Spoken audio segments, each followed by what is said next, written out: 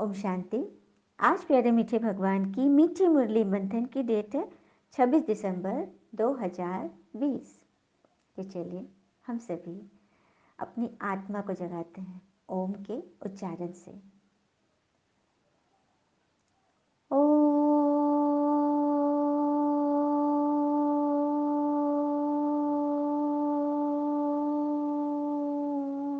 शांति। मीठे बाबा ने कहा, मीठे बच्चे, बाबा आए हैं तुम्हें बेहद की जागीर देने। ऐसे मीठे बाबा को तुम प्यार से याद करो तो पावन बन जाएंगे। भगवान कह रहे हैं कि मैं आया हूँ तुम्हें बेहद की जागीर अर्थात बेहद के अविनाशी खजाने। तो ईश्वर के पास कौन सा खजाना है? प्रेम, सुख, शांति, आनंद, शक्ति, ज्ञान, पवित्रता।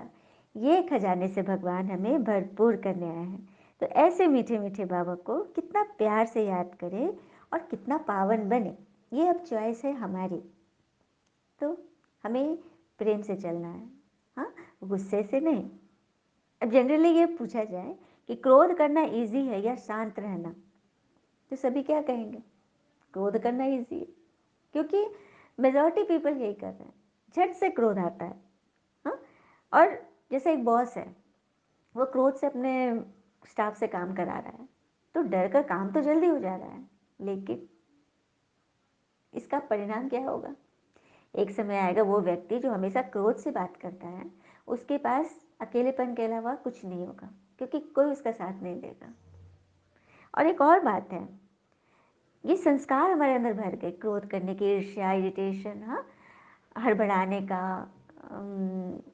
हर किसी पे नुक्स निकालने का, तोहमत लगाने का, इल्ज़ाम लगाने का, निंदा करने की। ये सब संस्कार जब बन जाते हैं ना, हाँ, तो फिर लास्ट समय वही हमारे साथ जाएगा, मन पे तो वही छपा हुआ है। और ये भी सबने गौर किया होगा, कोई बच्चा जन्मते ही बस मुख बोलना ही शुरू किया, क्रोध करना शुरू कर दिया, खूब चिढ़ रहा है, खूब गुस्सा कर रहा है, तो लोग कह देते हैं ना कि पता नहीं कौन सा संस्कार लेकर आया है। अब बात समझ में आई, क्योंकि पिछले जन्म में उसने अपने इन संस्कारों को खाली नहीं किया था। अपने मोबाइल के, मन रूपी मोबाइल से वो मैसेजेस को डिलीट नहीं किया था, अनवांटेड मैसेजेस जो उसके फ़ोन को हैंग कर रहा है। तो ये सब विकार हमारे जीवन को हैंग कर रहा है, इसे डिलीट मारना है ना? तो यही भगवान की जागीर यही है कि किस तरह से हम अपने मन को शांत रखें। प्रश्न: विनाश का समय जितना नज़दीक आता जाएगा उसकी निशानियाँ क्या होगी? बाबा ने बहुत सुंदर से इस पॉइंट को क्लियर किया है, ध्यान से सुनिएगा और हो सके तो नोट भी कर लीजिए, क्योंकि बाबा देख रहा है, अपने हर बच्चे को बाबा देख रहे हैं कि पढ़ाई में कितना सिंसियर है। तो बाबा ने बोला, विनाश का समय नज़दीक होगा तो सबको मालूम पड़ता जाएगा कि हमारा बाबा आया हुआ है। बाबा अर्थात पिता। अच्छा, शिव जी के साथ ही ना बाबा लगता है ना, और किसी देवी देवता के आगे बाबा नहीं लगता। तो इससे भी सिद्ध है कि बाबा अर्थात पिता तो शिव शिव ही है, शिव बाबा। हाँ, तो वही सिर्फ ब्रह्मा कुमारियों के शिव बाबा नहीं, सभी के शिव बाबा, सभी आत्माओं के पिता, सुप्रीम सोल, गॉड फादर आया हुआ है। पहली पॉइंट। दूसरी, अब नई दुनिया की स्थापना, पुरानी का विनाश होना है। बहुतों को साक्षात्कार भी होंगे, लेकिन साक्षात्कार उन्हीं को होगा जिनकी मन बुद्धि की लाइन क्लीन एंड क्लियर होगी, परमात्मा से सदा टचिंग में रहेंगे, कैचिंग पावर उनकी एकदम स्ट्रांग होगी।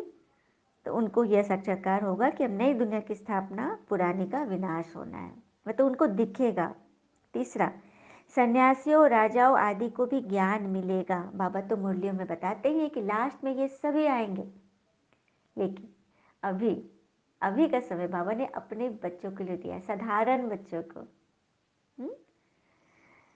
तो सभी आएंगे, लेकिन लास्ट में आएंगे, क्योंकि अभी सभी सन्यासियों ने, सभी राजाओं ने, राजा लोग तो ये समझेंगे, जो मैंने जो साहूकार हैं, कि मैं तो अभी स्वर्ग में हूँ ही, तो मुझे क्या ज़रूरत है कहीं जाने आने की। मतलब सब कुछ उनके रीच में है, तो वो समझते हैं कि मैं तो अभी स्वर्ग में हूँ। तो ये सब लास्ट में आएंगे। चौथी पॉइंट है, जब सुनेंगे कि बेहद का बाबा आया है, वही सदगति देने वाला है, तो बहुत लटके हुए आएंगे। मतलब अभी बताओ, सुनाओ तो मानते नहीं, क्योंकि अभी अपने काम में फँसे हैं। इतनी उलझन है, बच्चों को पढ़ाई-लिखाई, मतलब अपनी खुशी जमा करना, अपनी सेविंग करना, मतलब उसी में एकदम भरे पड़े हैं। टाइम ही नहीं, फुर्सत ही नहीं, इतना धंधा-दौरी फैला लिया है। लेकिन जब लास्ट के समय, जब प्रकृति की एकदम हलचल होंगी ना, मन एकदम भागेगा, कुछ भी काम नहीं देगा, उस वक़्त वो लोग दौड़ते हुए आएँगे, बहुत आएँगे कि अरे! भगवान आया है, हमने तो सुना भी लेकिन हम उस पर ध्यान नहीं दिया। तो इस तरह से आएँगे। 5वां है, अखबारों द्वारा भी अनेकों को संदेश मिलेगा। मीडिया में, अभी मीडिया में और तरह के प्रचार होते हैं, एड्स होते हैं, सामानों की, चीज़ों की। लेकिन कल को अखबारों में, मीडिया पे भगवान के बारे में चर्चा चलेगी। हर जगह सिर्फ एक ही न्यूज़ होगा कि परमात्मा आ चुके हैं। छठा, तुम बच्चे आत्म अभिमानी बनते जाएंगे, एक पिता की ही याद में अतीन्द्रिय सुख में रहेंगे। हम बच्चे जो बाबा की याद में मुरली पढ़ते हैं, सर्विस में लगे हुए हैं, सबको खुशी देने में तत्पर हैं, ये बच्चे एकदम आत्मा अभिमानी हो जाएंगे, मतलब आत्मा में टिक जाएंगे, आत्मा के गुणों में टिक जाएंगे सदा काल के लिए। गीत है, इस पाप की दुनिया से हमें ले चलो। तो मनुष्य आत्माएं त्राही त्राही कर रहे हैं, भगवान से कह रहे हैं कि भगवान अब हमें इस पाप की दुनिया से ले चलो। ओम शांति। ये कौन कहते हैं और किसको कहते हैं? तो रूहानी बच्चों से। हम्म? भगवान से कह रहे हैं ना रूहानी बच्चे, बाबा सबको समझ रहे हैं, क्योंकि पता है सभी आत्माओं को जाना है, मतलब सबको अपने घर तो सभी को जाना है। लेकिन बच्चे अब जब घबराने लगते हैं, दुख इतना बढ़ जाता है, तो हड़बड़ा के, घबरा के कहते हैं बाबा से कि अब घर ले चलो। आगे बाबा ने समझाया कि एक लौकिक पिता से और दूसरा पारलौकिक पिता से तुम्हें यहाँ वर्षा मिलता है। सच बात है, दुनिया में जो पिता के घर बच्चा जन्म लेता है, तो जो पिता की वसीयत वो बच्चे के नाम, बच्चा वारिस। हाँ, तो लौकिक पिता से भी वर्षा मिला, और दूसरा है पारलौकिक पिता से। तो परमात्मा हो गए हमारे पारलौकिक पिता, इस लोक से परे। पारलौकिक पिता से हमें अविनाशी खजाने मिलते हैं, सुख शांति आनंद शक्ति ज्ञान पवित्रता की। तो ये बाबा बोल रहे एक तो दुनिया की प्रॉपर्टी हो गई और एक बेहद के पिता की प्रॉपर्टी। भक्ति मार्ग में भी लौकिक और पारलौकिक दोनों याद आते हैं। यह नहीं याद आता क्योंकि इनसे कोई वर्षा मिलता ही नहीं, ये बात सही है। हाँ, भक्ति मार्ग में लौकिक दुनिया की बातें तो करें, लेकिन पारलौकिक को सही रीति जानते नहीं, पहचानते नहीं, तो फिर उसका वर्षा कैसे मिलेगा? इसलिए तो बाबा स्वयं आकर अपना परिचय दे रहे हैं। बाबा कहते हैं कि मैं इन द्वारा तुम्हें बैठ समझाता हूँ। अब बच्चों पढ़ेंगे, कितना अच्छा रीति वो पढ़े। आगे बाबा समझा रहे हैं, बाबा को याद नहीं करेंगे तो ऑटोमेटिकली बेहद का वर्षा नहीं मिलेगा। याद में ही वर्षा छिपा है। जितना हम याद करेंगे, श्रीमत पे चलेंगे, तो अपने आप उस खजाने से भरपूर होते जाएंगे। और पढ़ाई के लिए तो कोई को मेहनत तो जरूर चाहिए। जो देखो सिंसियर बच्चे जो होंगे, वो अपना काम टाइम से पहले कर लेते हैं। जैसे कि एक बार की बात है, एक किसान बहुत अमीर था, वो टापू में रहता था, उसके बहुत बड़े फार्म थी, बहुत बड़ा खेत था, और वहाँ पे टापू पे इसको कोई मनुष्य मिलता नहीं था, बहुत परेशान होता था, अपने से सब चीज़ करता था वो। एक दिन उसका एक मित्र आया मिलने, उसने उसकी परेशानी समझी, तो बोला कह रहे तुम इश्तेहार दो, अच्छा पेमेंट का उसमें जिक्र कर दो, तो बहुत सारे आएंगे तुम्हारे पास काम करने के लिए। तो अच्छा, फिर उसने जब प्रचार किया, विज्ञापन दिया, तो सच में एक नौजवान आ गया उस टापू पर भी काम करने के लिए, पैसे के लिए। तो किसान ने उसको सब सारा काम समझा दिया कि ऐसे ऐसे है।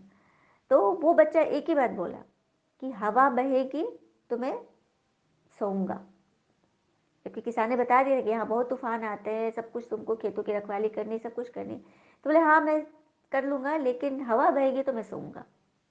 तो एक बार बहुत जोरों की तूफान आ रही थी, किसान सो रहा था, अचानक उसकी नींद खुली, तो देखा इसमें तूफान आ रहा है, पूरा एकदम खिड़की दरवाजे सब हिल रहे हैं एकदम। तो उसको डर लग गया कि अरे खेतों में अनाज पड़ा है, सब कुछ ढंग से है कि नहीं। तो खेत में गया तो वो मचान के ऊपर लड़का को देखा सो रहा है वो। तो किसान को बड़ा गुस्सा आया, कितना जोर से तूफान आ रहा है, ये लड़का सो रहा है। उसको उठाते हैं, लेकिन बोला कि सोने दीजिए मुझे।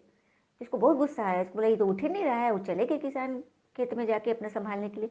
तो वहाँ जाके देखा कि जितने सारे काम थे सब परफेक्टली पूरे किए हुए थे। अनाज भी एकदम कपड़े वपड़े से ढक करके, ईंटा उंटा दबा करके रखे हुए थे, जानवर भी अपने जगह पे बंधे हुए, जो भी चीज़ था शटर डाउन, मतलब जितना कुछ करना था सब कुछ करके वो निश्चिंते से सो रहा था।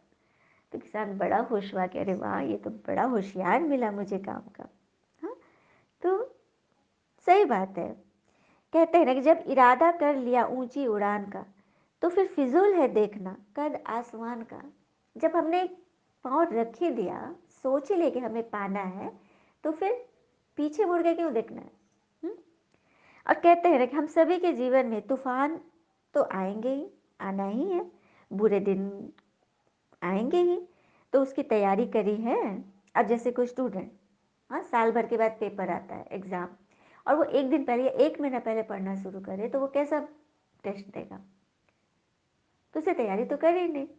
तो वही बात है, यदि ये इस बच्चे को, जो जिसने साल भर पढ़ाई पढ़ी, वो अगर एग्ज़ाम के समय सोएगा, कहेगा कि मैं एग्ज़ाम के समय सोता हूँ, सोऊंगा, तो लोग तो हंसेंगे ना।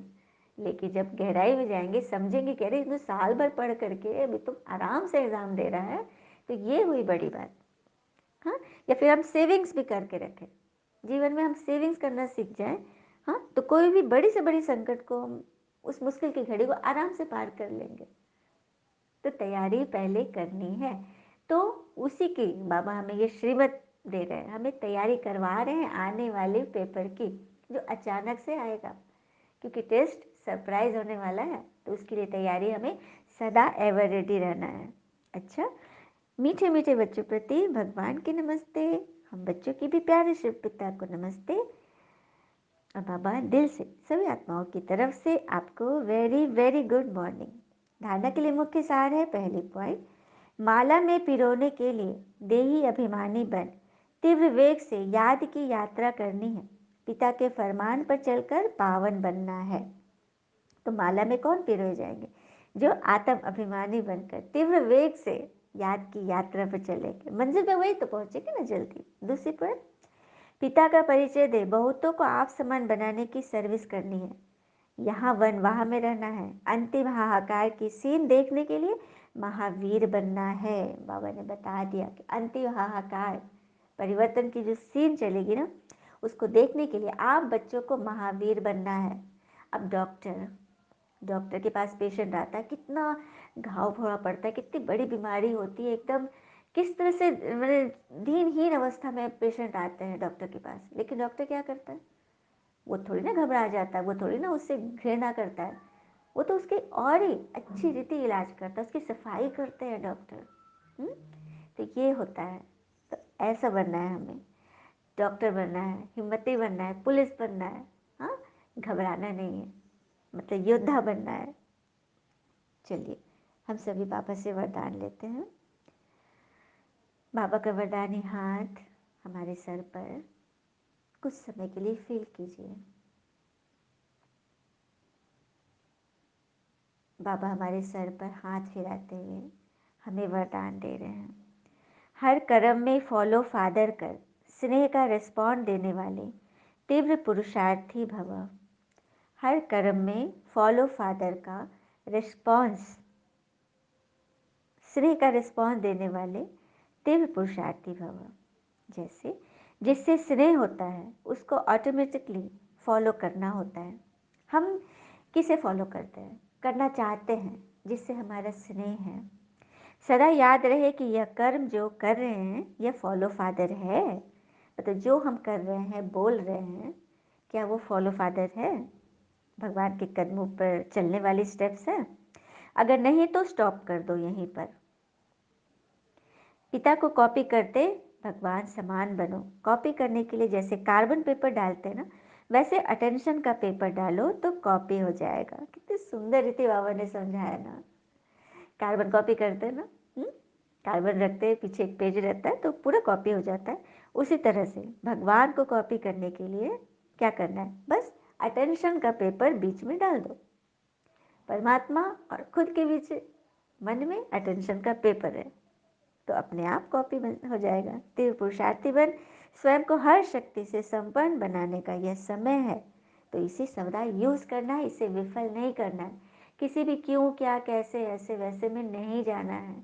यदि मन शक्तिशाली हो उस वक्त ये सब बातें करें, कमजोर मन से ये बातें नहीं, ये व्यर्थ है, इससे बचना है। माया इसी कमजोर नस को पकड़कर आगे का काम बिगाड़ती है, और कहीं ऐसा ना हो कि बहुत बड़ा कोई परिस्थिति आ जाए और हम तैयारी न कर सके। तो उसकी तैयारी के लिए फुल स्टॉप लगाओ। जहाँ देखो कि यहाँ पे व्यर्थ शुरू हो रहा है, वहाँ पे फुल स्टॉप लगाओ। जहाँ चाह है वहाँ राह होती ही है।